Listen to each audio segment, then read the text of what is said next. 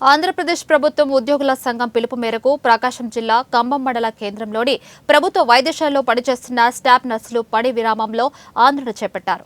115 జీవోను వెంటనే రద్దు చేసి స్టాఫ్ నర్సులకు న్యాయం చేసి ఆదుకోవాలని ప్రభుత్వాన్ని కోరారు. 2010లో రెగ్యులర్ నోటిఫికేషన్ ఇచ్చారండి. తర్వాత ఈ 12-13 సంవత్సరాలలో అసలు రెగ్యులర్ నోటిఫికేషనే ఇవ్వలేదండి. దాదాపుగా 15-20 సంవత్సరాల నుంచి కాంట్రాక్ట్ వ్యవస్థలోనే స్టాఫ్ నర్సెస్ వర్క్ చేస్తూ ఉన్నారండి.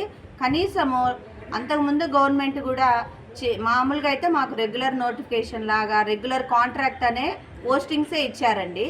ఇప్పుడున్న గవర్నమెంట్ డైరెక్ట్గా ఏఎన్ఎంస్కి 6 months ట్రైనింగ్ ఇచ్చేసేసి వాళ్ళని జిఎన్ఎంస్గా ప్రమోట్ చేసేసేసి జీవో 115ని పెట్టారండి. ఆ జీవో 115ని రద్దు చేయాలని కోరుచున్నామండి. ఎందుకంటే మేము 5 years నుంచి ఇక్కడ వర్క్ చేస్తున్నామండి. అంతకుముందు ఆల్రెడీ మేము అవుట్సోర్సింగ్లో 5 years చేస్తామండి. కనీసము 2010 తర్వాత రెగ్యులర్ నోటిఫికేషన్ లేదండి.